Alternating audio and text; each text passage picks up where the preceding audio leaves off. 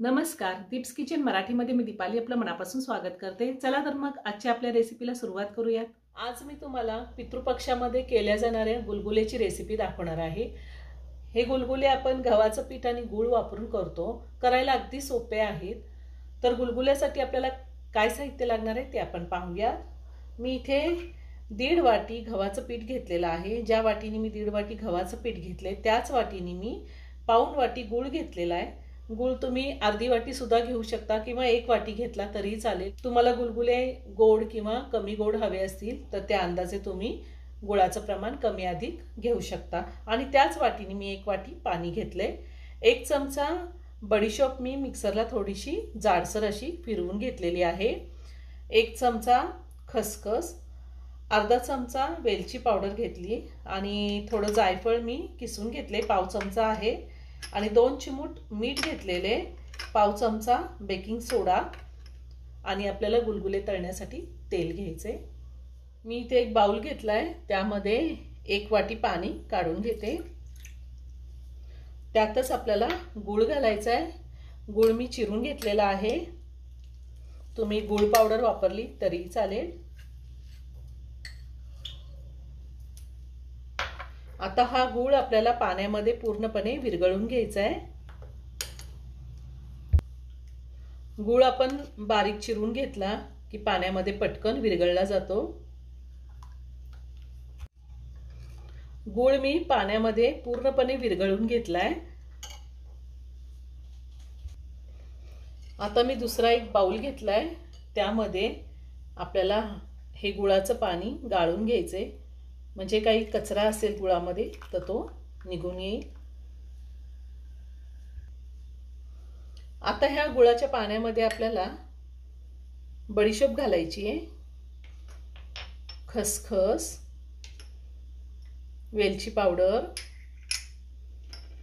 जायफळ पावडर,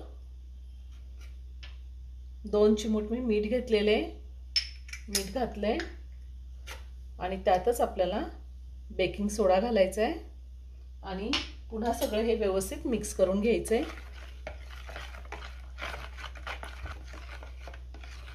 तुमच्याकडे जर सुंठ पावडर असेल तर तुम्ही सुंठ पावडर सुद्धा घालू शकता। आता ह्यामध्ये आपल्याला गव्हाचं पीठ घालायचंय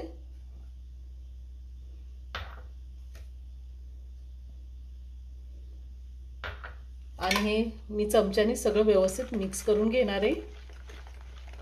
तुम्ही हाताने सुद्धा मिक्स करून घेऊ शकता। मी गूळ वापरून हे गुलगुले तयार केलेले आहेत, तुम्ही साखर सुद्धा वापरू शकता। आता हे पीठ मी सगळं व्यवस्थित भिजवून घेतलेलं आहे। आपल्याला हे पीठ जास्त पातळ करायचं नाही। जर आपल्याकडून पीठ जास्त पातळ झालं तर गुलगुले गोल न होता चपटे होतात। आता आपलं हे पीठ भिजवून झालेलं आहे। थोडं बोटांना पाणी लावून घ्यायचे आणि असं पीठ आपल्याला भजीप्रमाणे तेलामध्ये सोडायचे।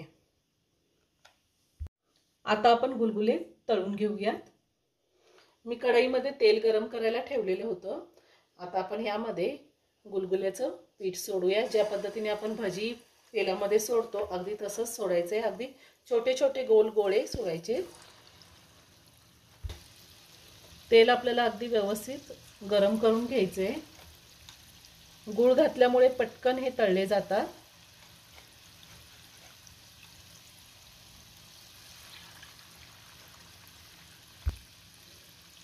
आता आपण हे सगळं असं व्यवस्थित मिक्स करून घेऊया।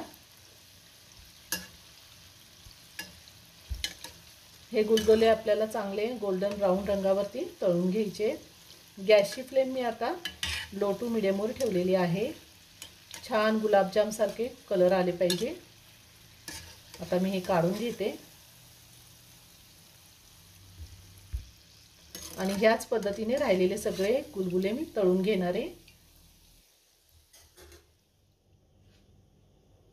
वरतून कुरकुरीत, आतून एकदम सॉफ्ट, जाळीदार, गोल गरगरीत असे गुलगुले तयार करून झालेले आहेत। तुम्ही नक्की करून पहा। व्हिडिओ जर आवडला असेल तर व्हिडिओला लाईक करा, शेअर करा, चॅनलला सबस्क्राइब करा। पुन्हा भेटूया अशाच एका छानशा साध्या आणि सोप्या रेसिपी बरोबर। धन्यवाद।